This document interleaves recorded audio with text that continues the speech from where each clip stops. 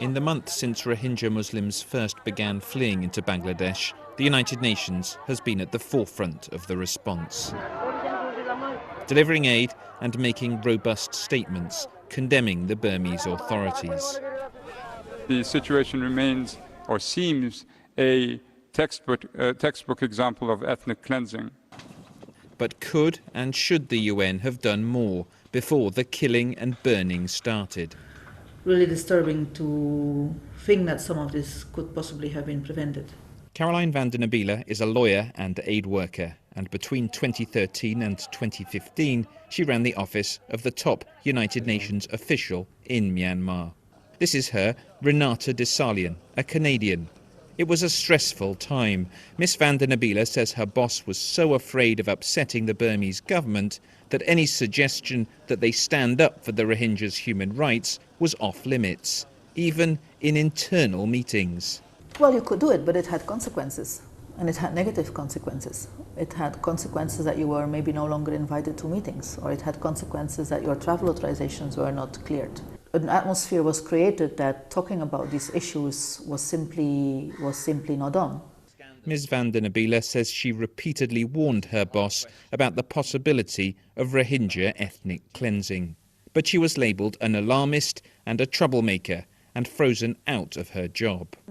The UN acted the way it did in very simple terms because it was preferring to keep its good relations with the government over protecting the Rohingyas. Her comments have been confirmed off the record by other senior UN staff. Thomas Quintana is more used to speaking out. This is him when he was for 6 years the UN's Special Rapporteur for Human Rights in Myanmar.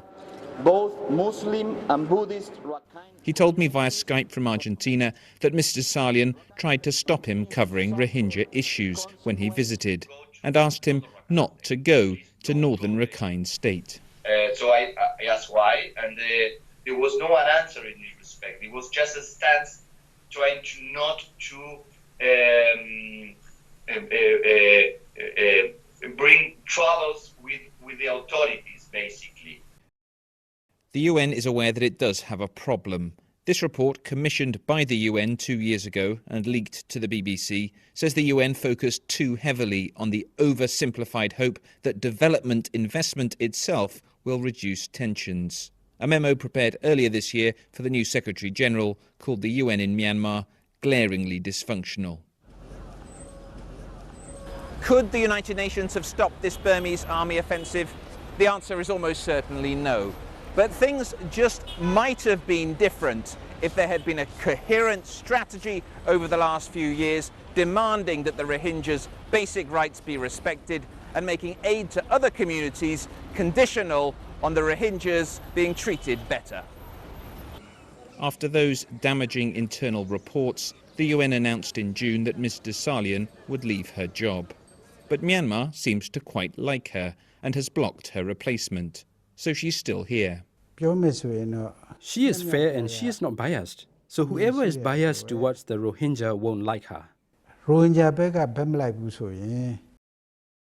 Ms Dessalien declined to be interviewed for this piece, but in a statement her office said, "We strongly disagree with the accusations that the resident coordinator prevented internal discussions," and stressed that she had the backing of the UN Secretary-General.